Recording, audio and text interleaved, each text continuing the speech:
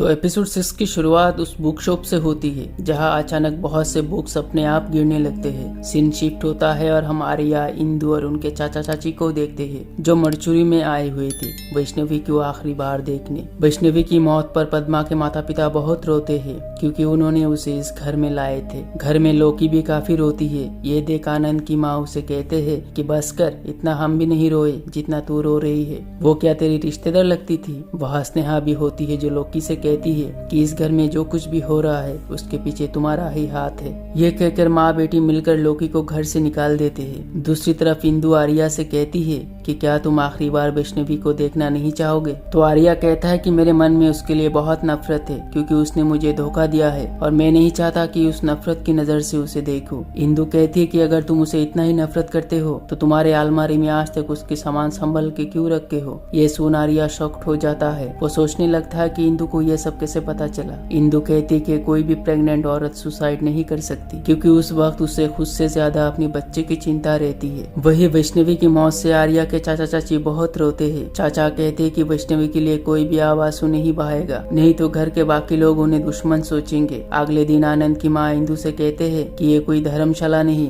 कि जब मन क्या चली आई और जब मन क्या चली गई। इस बात पर सास और बहू में बहस हो जाती है। तभी वहाँ बाजीराव आता है जो कहता है कि इस घर से वैष्णवी को निकलने वाला आर्या नहीं बल्कि आनंद है क्योंकि उन्हें जब पता चला वैष्णवी प्रेग्नेंट है तब आनंद ने ही उसे घर से निकाल दिया था और इसी वजह से वो तुम्हें मारना चाहती है क्योंकि तुम उसकी पत्नी हो। पर वैष्णवी ने जब अपने इरादे को अंजाम नहीं दे पाई तो उसी ने सुसाइड करने का रास्ता चुन लिया। इंदु कहती है कि वैष्णवी ने सुसाइड की है या फिर नहीं ये कुछ ही देर में पता चल जाएगा। इंदु पूछती है कि आप इतना श्योर होके कैसे कह सकते हो? तो बाजीराव कहता है कि अगर तुम मेरी टीम में होती तो जरूर बताता। उसके बाद इंदु फोन में उस वार्ड को सर्च करती है जो उस दिन एक औरत ने उसे कहा था और इसका मतलब होता है धतूरे का फूल। इंदु को यह समझ नहीं आ रहा कि अगर वैष्णवी परसों रात मर गई थी तो वो औरत कौन थी जिसने उससे बात की। तभी आनंद कमरे में आता है और अपना कुछ सामान लेके बाहर जाने लगता है तो इंदु उसे रोकती है, कहती है कि ये आपका घर है, आप यही रहिए, मैं दूसरे रूम में चली जाऊंगी। तो आनंद कहता है कि क्या आर्या के रूम में? इंदु कहती है कि आप ऐसा क्यों सोचते हो? आनंद कहता है कि घर का हालत देख रिश्ते से मुझे विश्वास उठ गया है, मैं तुम्हें भी आप विश्वास नहीं करता। उसके बाद आनंद के पास उसकी माँ आती है जो उसे कहती है